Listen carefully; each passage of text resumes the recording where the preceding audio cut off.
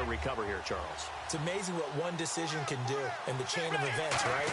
The decision to go for it on fourth down. Caused all of that. It caused every bit of it, but it showed confidence. Hey, I've got confidence in you guys. Go pick it up for them. Didn't happen. Also showed confidence in the defense. They didn't pick up their end of the bargain, so now they've got to come back out and start over and rebuild that confidence. Shift together here from the D-line. Romo hands to Elliott. And nothing doing. He's immediately taken down at the line of scrimmage. Officially no gain on the play, and it's second down. Great play there off the end. Question, Charles, in a 4-3, you hear about the D tackles a lot. What's the role of the ends? What they want to do is control the edges of the defense. And you always hear about an offense talking about setting the edge in the running game. Well, the defense wants to do exactly the same thing. In the defensive end, often against an off. And that's caught inside the 35. And all the way down to the 22-yard line. It's a big play. Romo to Bryant. 49 yards. So after that big play, let's see if they can catch their defense maybe on their heels. Again, we'll see the pistol here. On the counter, Elliott. And he's got room. And he is into the end zone for a Cowboy touchdown. Ezekiel Elliott, 22 yards. And the Cowboys are an extra point away from tying the football game. And we are tied here in the fourth quarter. Set to go now with the kickoff. These two teams all even again as we continue in this wild fourth quarter. Fielded about a yard deep. And he'll get across the 20 before he's brought down at about the 23-yard line. And now Cleveland geared up to take the field. That last drive, it was a good mix. Run, pass, defense on their toes. And what really helps out in a big way is when you're doing the run-pass mix and everything's working, that means that they're guessing wrong every time on defense. They think you're going to pass when you run and vice versa. I would continue that, and when they finally draw a bead on you, maybe you mix it up a little bit, a little play action, and throw the ball. And will they maintain that balance? Time to find out. To throw is RG3. He's going to loft one deep left side here. And this is going to be intercepted. Picked off by Morris Claiborne. And they are going to take over right there at the 22-yard line. And now Dallas gets set to take the field. And they were able to punch it in the end zone last time. They'll be looking to do that again here for the defense. Obviously, they'll be looking to stop them from punching it back in the end zone. It always is punch-counter-punch, isn't it? And which team has the advantage? Well, let's just go back. Last time on offense, they rolled downfield, got into a good rhythm. You can see a little more bounce in and out of the huddle. You can see the sideline really get into the game. So defensively, you're thinking to yourself, how do we take that away from them? How do we get the advantage? Ezekiel Elliott going to take it the distance. A big run that time by Elliott. 75 yards. Well, a nice little sprint there. I guess if you're the defense, the only thing you hold on to, you got him out of bounds, but it's first and goal. And that's all you can hold on to because they didn't hold on to him very well on that run. He gives them first and goal, as you outlined, with a big-time play. 5 yards to go for the offense. First down and goal from that 5-yard line. It's a loss of 2 there, bringing up second down. Tie game here. Time starting to run down. The defense really needs to try and keep this game tied, see if they can get the ball back for the offense. His pass caught at the 4. 4 yards on the completion, and it sets up a third down. I'm wondering if the same thing went through your mind as mine. When I see a big man like that make a catch, all I keep thinking to myself is, big man with football. Look out, everyone. He may not juke you a whole lot, right? He may not run past you because of his size. You're talking about a guy weighing in the 270 range. But, boy, once he gets his mitts on the ball, he's going to be tough to bring down. Now Romo on third and goal. And that is caught. Touchdown, Cowboys.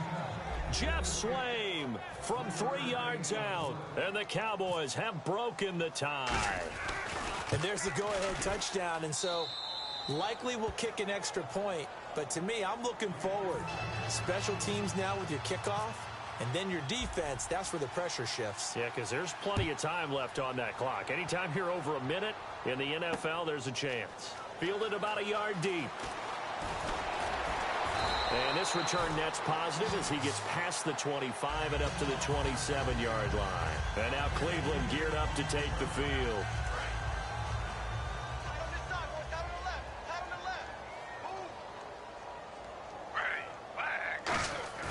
They'll look to throw. Oh, the ball comes out on the hit, but they'll say it's incomplete. The intended target was Corey Coleman, and it's second down.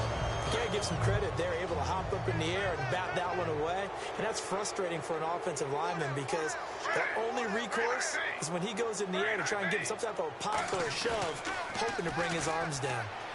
Now a desperation throw deep downfield, and that's caught inside the 35. And all the way in. Touchdown, Cleveland. Terrell Pryor, 72 yards. And the Browns are within an extra point of tying this thing up. Love the excitement we've got going here. If they just scored the touchdown, they're down by 1. How much fun is it now to figure out the possibilities? Kick the extra point and tie it. Go for 2 if they're really feeling in a gambling mood. What do you do in this situation? Think you kick the PAT. Yeah, I do too. Kick it, get my defense ready, and try and stop them one more time. So here comes the kickoff now, all even here in this fourth quarter. This will be taken to the back of the end zone. And he'll bring it a few past the 20 to the 23-yard line. And now Dallas gets set to take the field. And that last drive, it was all about the ground game, ground and pound. And I don't care how we're playing the game these days, offensive linemen still want to fire out and smack the guy opposite them and move the football on the ground. They feel better about that. That's what they want to do. That's how they want to play, and that's how they got it done. Yeah, and they got it for a touchdown last drive. Let's see what happens here. That one goes for 13 yards, and it moves the sticks. And they're going to hurry back to the line now. Romo, and this one complete to Witten over the middle. 5 yards on the catch there, brings up second down. There's a completion to the tight end, and I think they were looking at something out of central casting, frankly. Absolutely. I mean, size, the hands. Speed, can flat out run. You put that whole package together, you light up the eyes of an offensive coordinator, don't you? On the left side, he finds Beasley. And he goes down, but not before getting this inside the 25. Coaches really don't care from what position they get this. But run after the catch ability, rack ability, is often the difference between winning and losing and changing field position. Back to throw, Romo. And on the left side, he's got Witten. And he'll get him inside the 15 down to the 14-yard line. Give him 9 there on the first down completion. Now whistles come in. We're going to get a timeout here by the offense. It's just their first. They've got 2 more to use here in the final stages. They'll run it now out of the gun. And for one of the few times here today, this run's not going to go anywhere. Not enough there for a first. No gain, as a matter of fact. And it leaves them at 3rd and 1.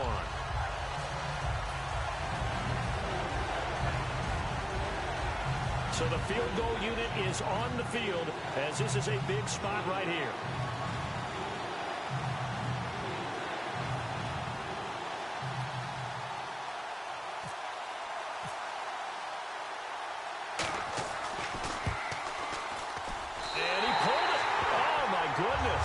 It's no good. He missed it. And that changes everything here in OT. And here in overtime, if the team that receives the ball scores a touchdown, it's over. If they don't, we can still have some more football. That's exactly right. If they go down and kick a field goal, the other team gets a possession to either match it or score a touchdown to win the ball game. If both teams kick field goals, the next team to score wins. But if the receiving team throws a pick six or fumbles the ball and it gets picked up by the defense and they score, the game is over at that point. And this will not be returnable. It's out of the back of the end zone for a touchback. And now Cleveland geared up to take the field. They control their own destiny here. They have the football in overtime. Obviously, a touchdown would win it. And I think teams around the league are still adjusting to the idea of going downfield, scoring a touchdown wins the game, because they were used to just going downfield and trying to get in field goal range to win a game. Still having to make that transition, Let's face it now, the ones who are doing it best know they need to go down, attack, put the ball in the end zone, and not leave it up to a field goal and give the other team a chance. Yeah, as we said, they control their own destiny now. It's a gain of maybe 3, but it's going to leave them with still about 8 or 9 to go on 3rd down.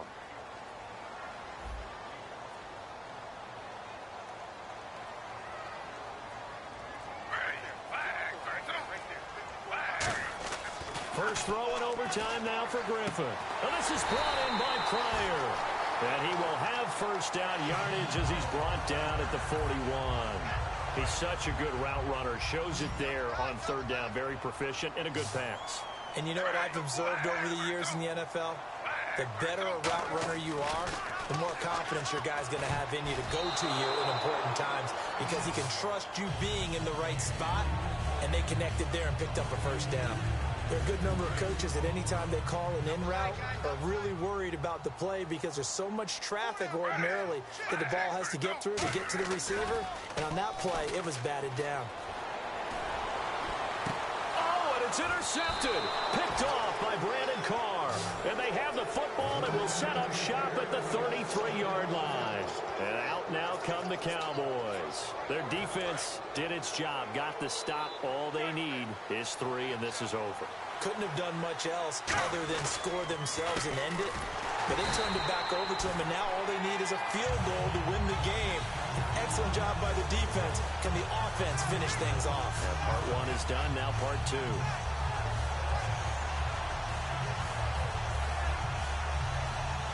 So now 11 yards to go for this offensive unit. It's 2nd down.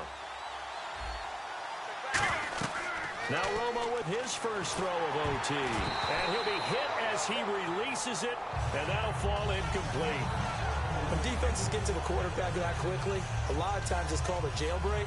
It wasn't quite that fast, but fast enough that he had no time to look downfield and set himself to throw the ball. And as he tried to do that, he was hit, and it forced an incompletion. Throwing on 3rd down, Romo.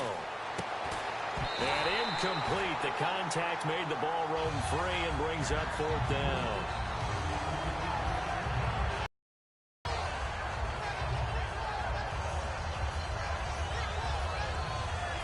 Okay, so interesting here. A field goal would win this thing, but the kicking team on the sideline, and they're going for it on 4th down. Got a man. It's complete. Williams. And he's going to have a first down as he's brought down at the 44-yard line. Well, let's begin by trying to get into the mind of the head coach. He's telling us he wants to win the game right now. That's why they went for it and got it on 4th down. They'll come up now in the Wildcat package. They go back to Elliott. He's been busy. And no room that time, getting it to about the 46. 2 yards on the carry there. It'll be 2nd down. That's a good play by the guys on the defensive side of the ball. Held them to a gain of 2. And that changes the playbook a little bit now for the guy calling plays. 2nd and 8. Now he's got to probably think about going to the air instead of maybe staying with the ground game. 2nd down following the run.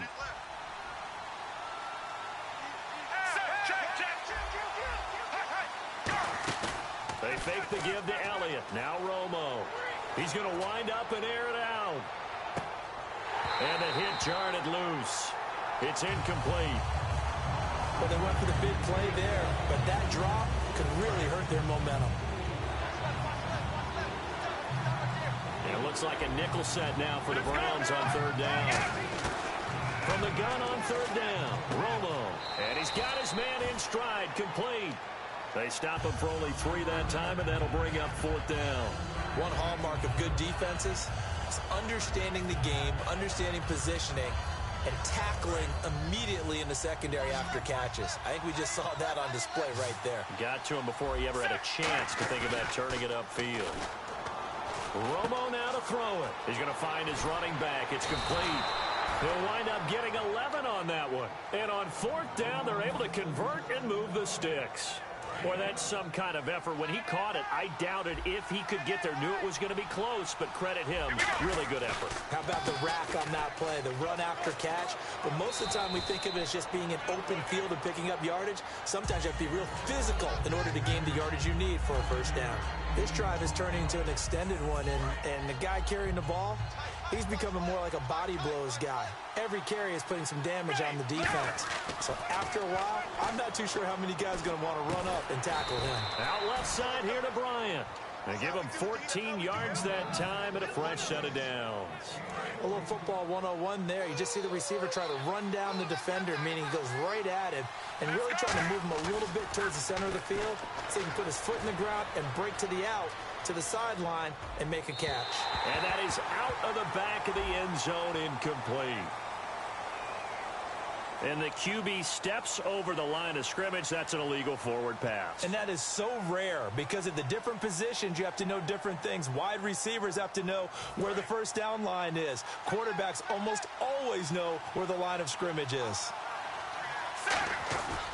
After the penalty, it's Elliott. And he'll get it here to the 10-yard line. That one good for 12 yards. And they're going to have a third down. And this seemingly endless drive continues. In today's NFL, when you get teams in long yardage situations with your defense, you're really going to go to your speed packages. You're going to get smaller. Now hold everything here. We're going to get a timeout by the offense. They'll be down to just one remaining as we step aside here in overtime.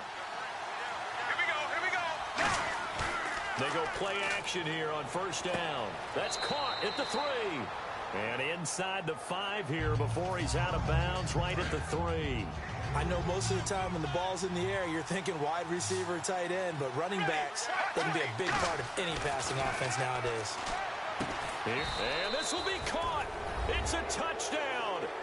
And absolute stunned silence here as they have come in and stolen this one in overtime. As the fans exit back out through the turnstiles, not happy looks on their faces. Feel like they probably let this one slip away at home and over. That and their unhappiness hurts the guys at concession stands on the way out, right? Not stopping to buy something for the kids. They just want to get home. But what a dramatic way to finish this bad boy off. I mean, this game was dramatic all the way through. That's why we got to overtime. And then to go ahead and finish it this way, the fans streaming out unhappy. But the team that came in here and won this one on the road, they sprinted to their locker room. And speaking of buying things, dinner on you tonight, Davis. I kind of figured that was coming. So for our entire crew, alongside Charles Davis, I'm Brandon Gaudin. Thanks for watching, everybody. We'll see you next time.